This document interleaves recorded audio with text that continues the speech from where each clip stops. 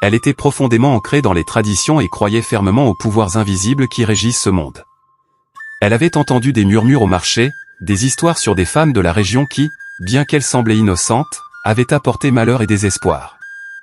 Elle craignait que Naomi ne soit l'une de ces femmes, des sortes de sorcières modernes, capables d'influencer les destinées. Bien sûr, elle ne le ressemble jamais à Daniel directement, ce dernier était trop épris de Naomi pour entendre la vérité. Alors, elle décide de prendre les choses en main à sa manière. Madame Ebois, secrètement, se mit à organiser un rituel pour éloigner les mauvais esprits et les mauvaises énergies qu'elle croyait hanter leur futur mariage.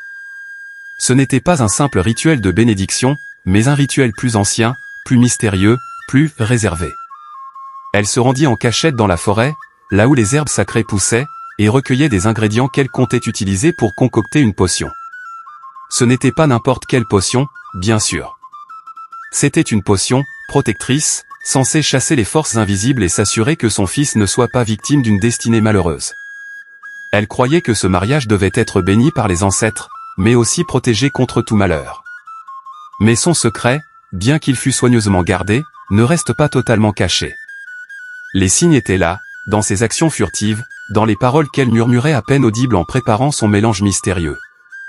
Ses prières et ses gestes discrets avaient un ton plus solennel que ceux des autres membres de la famille.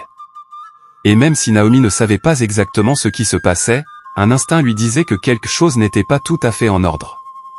La veille du mariage, une grande veillée de prière fut organisée chez Naomi. C'était une tradition dans la famille. Le mariage ne pouvait pas être célébré sans que les familles ne s'unissent dans la prière pour demander la bénédiction de Dieu. Toute la famille de Naomi, ses amis proches, et même quelques voisins se rassemblèrent dans la maison de maman Esther pour prier pour que l'union soit prospère et bénie. Les prières commencèrent dès la tombée de la nuit, quand le village était calme, et les étoiles brillaient dans le ciel africain. Les chœurs de prière s'élèvent dans l'air frais, avec des chants d'adoration, des supplications et des paroles de gratitude. Naomi, entourée de sa famille, se sentait portée par l'énergie collective de l'amour et de la foi.